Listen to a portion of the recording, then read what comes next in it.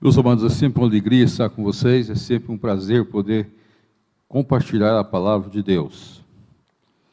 O pastor até disse, pode pregar a mesma mensagem que eu preguei no culto das 6 horas, mas eu disse a ele, eu não gosto muito de ficar repetindo a mensagem, então na próxima vez eu vou inverter. Eu prego a mensagem que eu preguei para vocês aqui às 6 horas e prego a das 6 para vocês no culto das 7h30, das 19h30. Mas eu gostaria de começar o nosso culto com uma pergunta bem incisiva a cada um dos senhores. Você está contente? Você está feliz? É uma pergunta que o Wendel Hernandes tem um sermão sobre esse mesmo texto que eu vou ler, que fala dos ladrões da alegria. Mas hoje eu gostaria de inverter esse texto. Eu gostaria de falar sobre a alegria, sobre a satisfação que nós precisamos ter. É o aniversário da igreja, é um momento de gratidão, é um momento profundo de alegria que nós temos diante do Senhor. Então vamos abrir nossas Bíblias lá em Filipenses. Essa carta que é uma das cartas de mais alegria que nós temos, de mais contentamento que nós possuímos. E eu gostaria de ler no capítulo 4 para vocês. Capítulo 4, a partir do verso 10. Alegrei-me sobremaneira no Senhor, porque agora uma vez mais renovastes a meu favor o vosso cuidado, o qual também já tinhas antes, mas vos faltava oportunidade. Digo isto não por causa da pobreza, porque aprendi a viver contente em toda e qualquer situação. Tanto sei estar humilhado, como também ser honrado. De tudo e em todas as circunstâncias já tenho experiência, tanto da fartura como da fome, assim de abundância como de escassez. Tudo posso naquele que me fortalece. Todavia fizestes bem associando-vos da minha tribulação.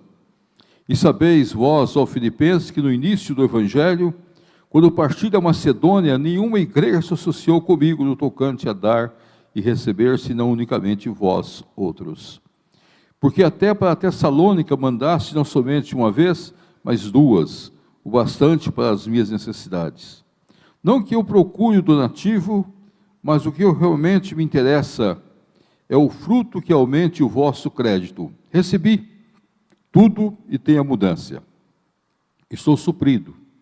Desde que Epafrodito me passou as mãos, o que me veio de vossa parte como aroma suave, como sacrifício aceitável e aprazível a Deus. E o meu Deus, segundo a riqueza em glória, há de suprir em Cristo Jesus cada uma das vossas necessidades. Ora, a nosso Deus e Pai, seja a glória pelos séculos dos séculos. Amém. Vamos orar. Fala, Senhor, ao nosso coração, fala, Senhor, às nossas vidas nesta noite. Transmite a nós o teu ensino sagrado, para que compreendamos e pratiquemos a tua palavra. Nós entregamos tudo nas tuas mãos, em nome do teu Filho Jesus. Amém. Meus amados, é uma das perguntas mais retóricas que nós temos. Se nós estamos felizes, se nós estamos contentes. Se de fato há uma alegria radiante dos nossos corações, que invade as nossas vidas, que penetra no íntimo do nosso ser e faz de nós um povo diferenciado, um povo que louva, que canta, um povo que glorifica o Senhor em cada instante da vida. E muitas vezes essa pergunta vem a nós de maneira direta ou indireta, diante dos dramas que a vida nos apresenta. As nossas vidas, nós temos muitos dramas, muitas lutas, muitas batalhas. Eu pude fazer essa pergunta quando eu estava com Covid no hospital. Eu fiz essa pergunta algumas vezes para mim. Estou contente? Estou feliz? Enfermo, ali, sabendo que a cada dia o médico chegava e a cada dia havia o mesmo diagnóstico. O senhor já está desenganado? Eu já olhava para algumas coisas e pensava, daqui a pouco eu estou envelopado. Vou me colocar dentro do envelope de cor escura, e eu vou ser jogado na vala. Não sei se eu vou ser enterrado em pé, se vou ser enterrado deitado, mas eu sei que eu vou passar pelo envelope. E cada dia a situação foi se agravando, cada dia foi aumentando a dor. Chegou um dia que o médico disse: não há mais saída para o senhor. O senhor bateu na trave muitas vezes, agora não tem mais saída. O senhor vai para a última das nossas UTIs e nós não temos esperança mais. Mas eu estava alegre, eu estava feliz. Eu estava rindo, satisfeito. A médica que me atendeu olhou para mim e disse: por que o senhor tem um sorriso nos lábios, o senhor está contente? Disse: doutora, eu já sei que eu estou no céu. Eu já sei que eu vou para a glória celestial.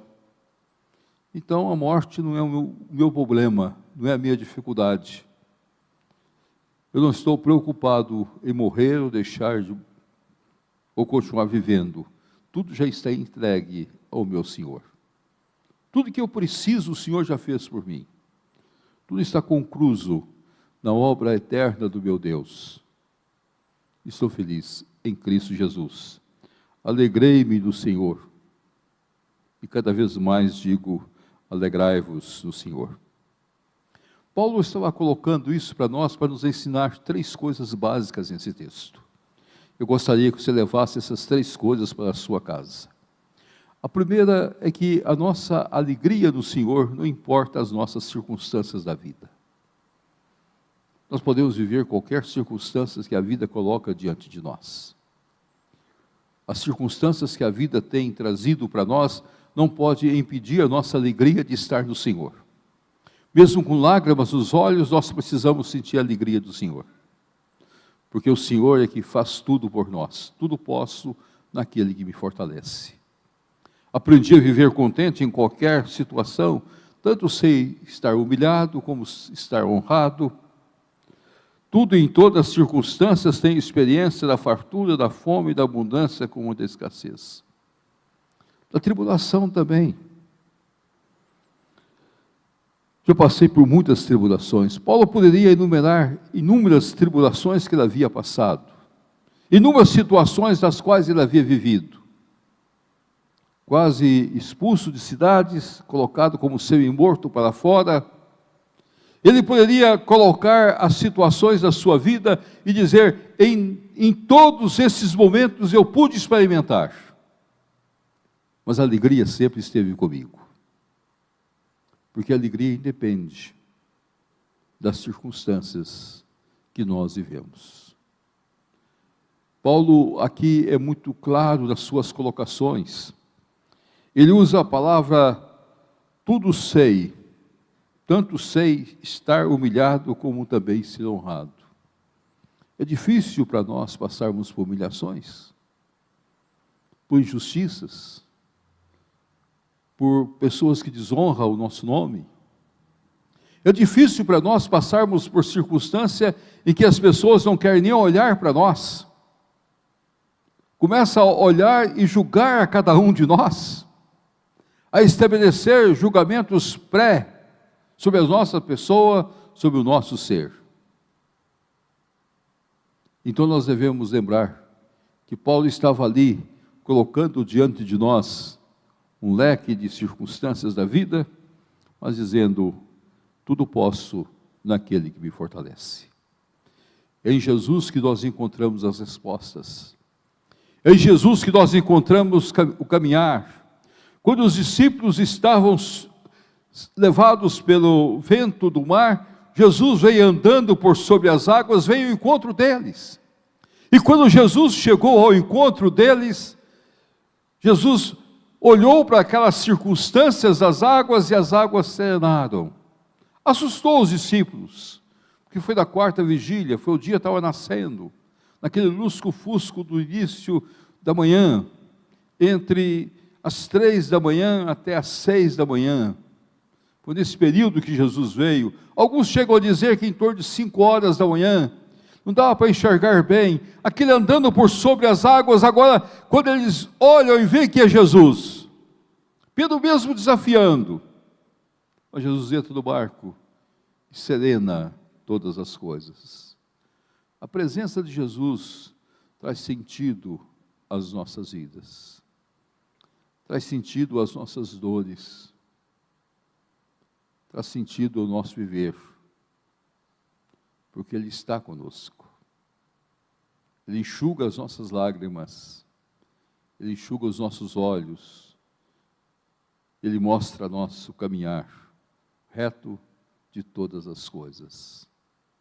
Então nós podemos afirmar categoricamente que nós podemos ser felizes, contentes, animados, realizados, porque nós temos o Senhor Jesus Cristo junto de nós, enxugando as nossas lágrimas. Há muitos anos atrás eu estava no aniversário de uma igreja de 100 anos. A igreja estava completando 100 anos, era um dia de festa, aquele dia alegre. Não sei como você já participou de uma igreja de 100 anos, eles montaram um coral de 100 vozes para cantar no dia dos 100 anos. Era um coral lindo, maravilhoso. E ali estava uma senhora idosa, com seus cabelos brancos, bem brancos, com o seu rosto carregado. A gente sabia que ela estava também com dores, mas ela estava tão alegre, tão cantando, tão feliz, que aquela pessoa contagiou a gente. E eu marquei aquela senhora, disse, na hora do bolo, eu quero conhecer aquela senhora. Quando nós descemos para o bolo, partir o bolo dos 100 anos, como nós vamos partir o bolo dos 146 anos daqui a pouco, mas os 100 anos o bolo é uma coisa especial.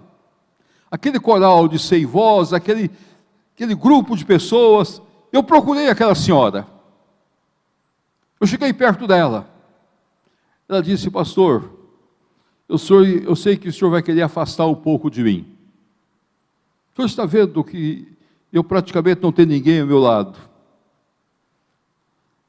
Eu observei, só estava eu e ela, não tinha mais ninguém. Ela disse, pastor, eu estou com câncer. O câncer tomou conta do meu intestino, todo o meu ser. E quando eu converso, eu exalo um cheiro desagradável. E até para cantar. Mas hoje eu queria cantar. Hoje é o dia dos 100 anos da minha igreja. E eu aprendi as músicas lá no hospital. Eu pedi que mandasse as músicas para mim, e eu treinei lá no hospital, com lágrimas nos olhos muitas vezes, com dores profundas, sentindo toda aquela situação, mas rogando a Deus que me desse forças, para poder chegar hoje.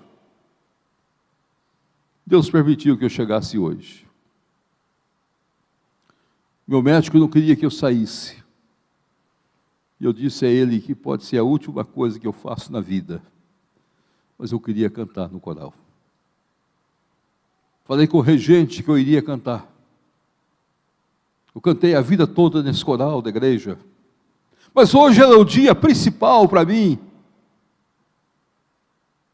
Essa igreja me pertence, pastor. Eu estou com mais de 90 anos. Participei de tudo dessa igreja. Meu pai foi o presbítero aqui, meu pai foi o construtor dessa igreja. Meu filho, meu esposo, depois substituiu meu pai como presbítero da igreja e também como tesoureiro da igreja. Meu sogro tinha sido tesoureiro, meu esposo assumiu o lugar dele.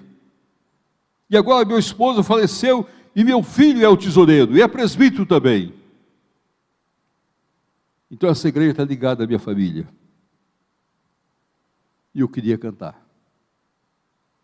E eu queria falar da alegria. Cristo é tudo para mim. A minha alegria é mais que todas as coisas. Eu não tenho um cabelo na cabeça. O senhor está vendo, é uma peruca.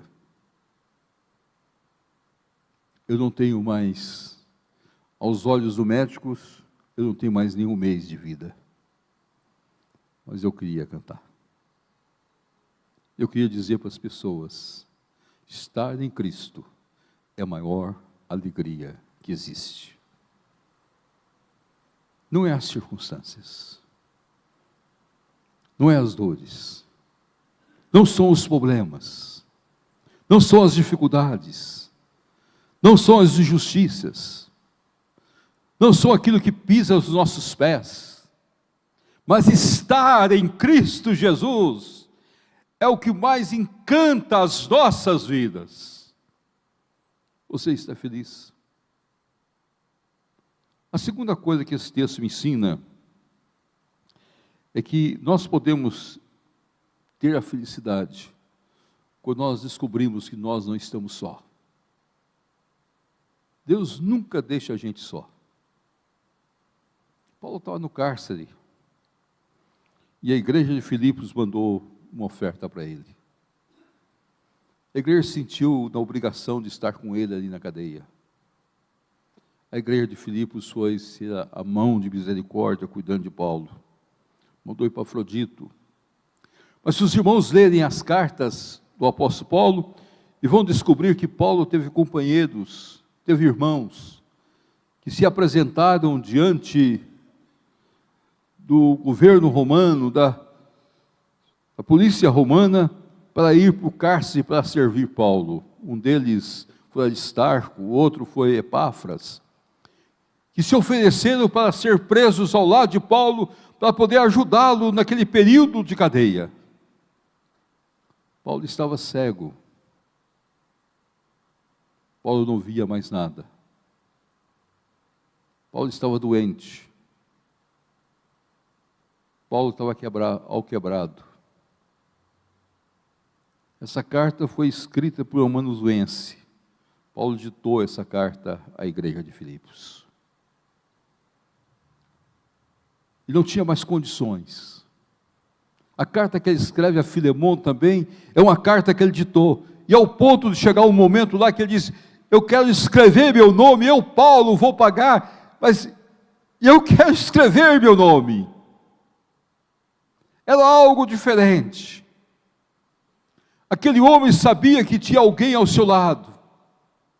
Deus nunca nos deixa só. Deus nunca nos abandona. Deus não nos deixa cair na sarjeta. Deus levanta as nossas cabeças.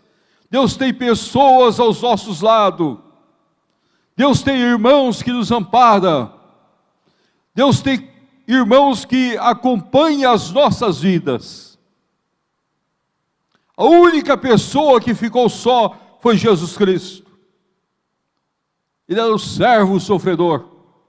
E ele teve de ficar só, porque ele estaria redimindo, pagando o preço do meu pecado, do seu pecado, e dizendo para nós que nós temos companhia diária, constante nas nossas vidas.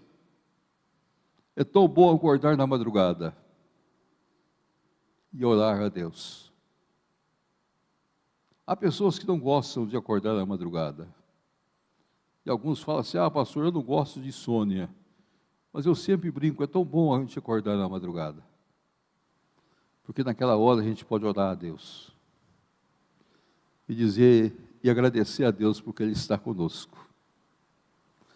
E às vezes agradecer a Deus pelos nossos amigos, pela nossa esposa que está deitada ao nosso lado, que é companheira fiel, os nossos filhos que estão conosco. A gente até acorda no outro dia diferente, quando a gente ora. E a primeira coisa que a gente fala, muitas vezes, quando a gente acorda, é dizendo: minha esposa, foi tão bom deitar ao seu lado. Mesmo que não tenha acontecido nada naquela noite, que a maior parte das noites não acontece nada, a gente só deita um ao lado do outro. A gente só sente o carinho de um do outro. Mas é tão bom saber que ali está a amada nossa, a querida nossa, e orar por ela à noite, ou ela orar por nós. Não desperdice o seu acordar da madrugada. Valorize esse tempo. Valorize esta hora tão singular das nossas vidas. Lembre dos textos bíblicos. Lembre das mensagens pregadas. Ore pelo seu pastor, ore pela sua igreja, ore pelos seus amigos, ore por aqueles que estão passando por dificuldades. Faça a lista de oração e coloque diante do Senhor. E Deus vai te mostrar coisas que Ele nunca te mostrou. É bom a gente saber que nós somos usados. E quantas vezes há pessoas que nos abraçam e dizem: eu sei que o Senhor está orando por mim. Olhe pelos filhos, pelos netos. Se você já tem netos, olhe pelos netos. Olhe para os seus filhos pequenos, maiores, grandes, que estão junto de você. E se você estiver sentindo muitas coisas, pode chorar também diante de Deus. Nas madrugadas nós podemos chorar diante de Deus. Nosso período de oração, nós vamos derramar lágrimas, intercedendo, falando na intimidade com o nosso Deus, dizendo a Ele que não está mais. O ministério sagrado do pastorado nos ensina das coisas mais lindas possíveis. Ser pastor é muitas vezes debruçar-se em oração pelos outros. É sentir a dor do outro. É estar ao lado de outro. E é tão bom saber que tem pessoas também que estão ao lado da gente. Quando eu me decidi para o seminário, a minha igreja tinha uma senhora, Dona Amélia. Dona Amélia falou comigo: eu vou orar a vida toda que eu tiver por você. Passou anos, anos e anos. Um dia eu estava passando pela igreja, encontrei com a Dona Amélia, agora já é velhinha. Ela disse: eu te coloco todos os dias diante de Deus em oração. Foi a maior alegria da minha vida. Quando eu fui para o ministério e quando eu saí da igreja, comecei meu trabalho pastoral, eu comecei como solteiro. Eu não era casado ainda. E fui morar na casa do presbítero da igreja, um casal, ele e a sua esposa.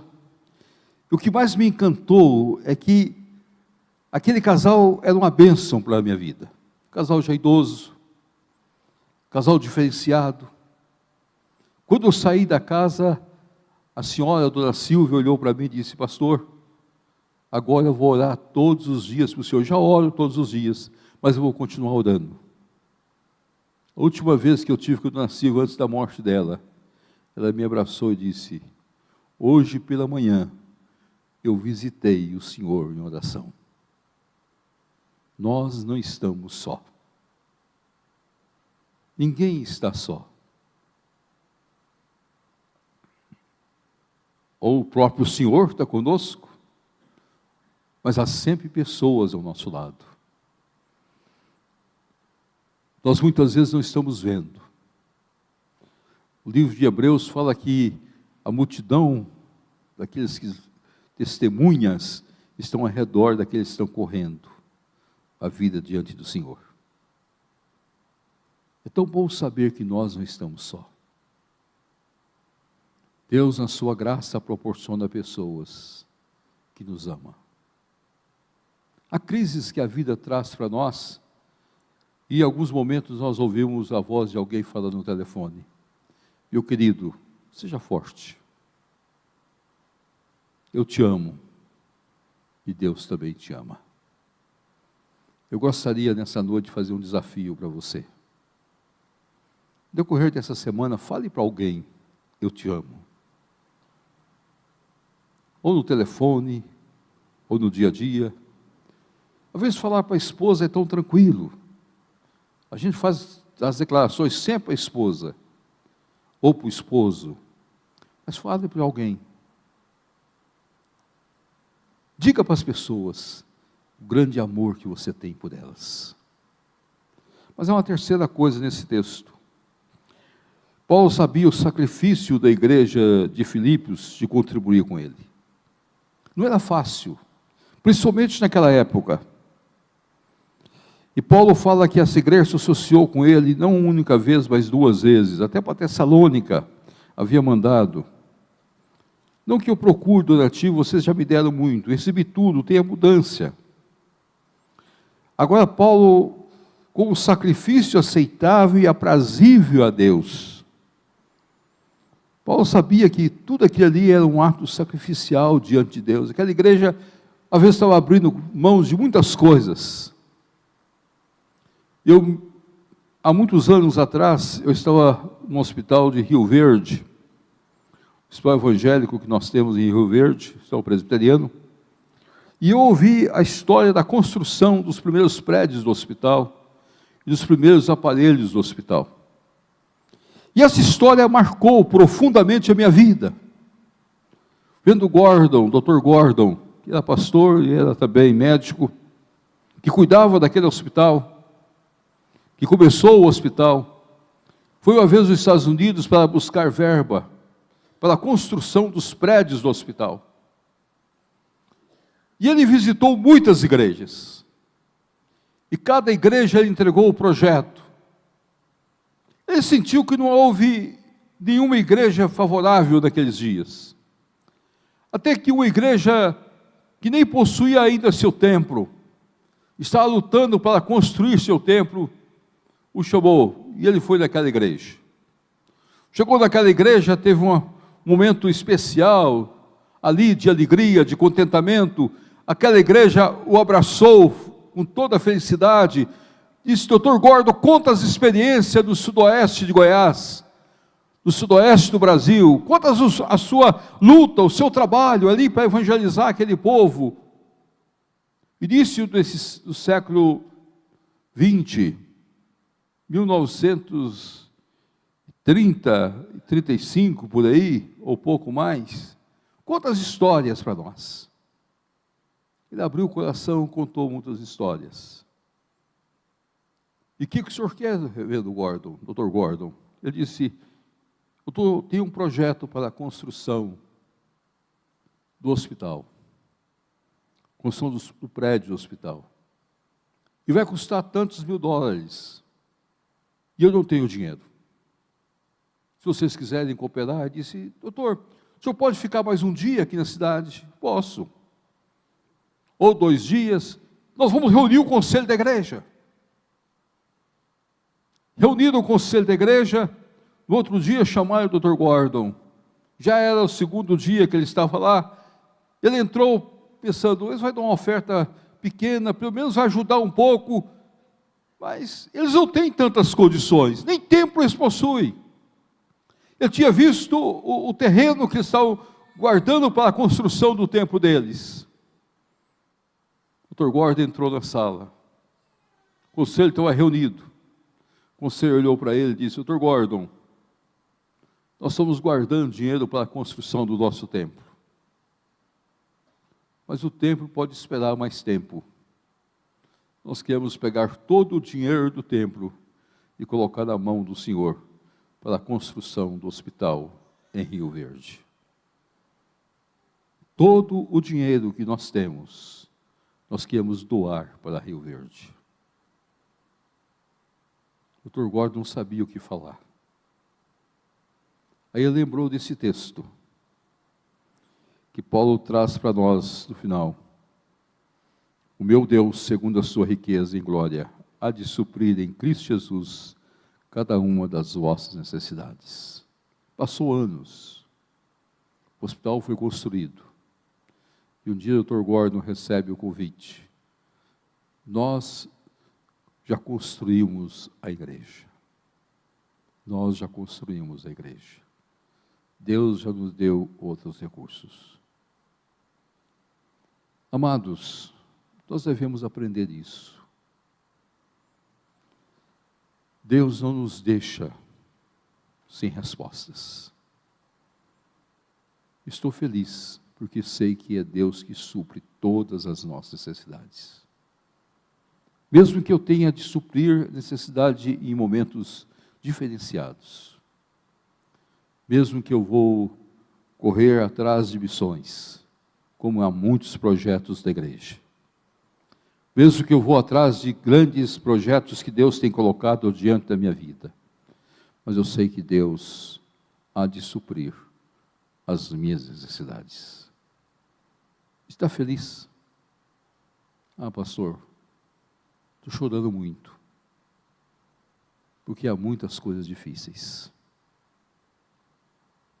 Há dores, há injustiças, há mágoas.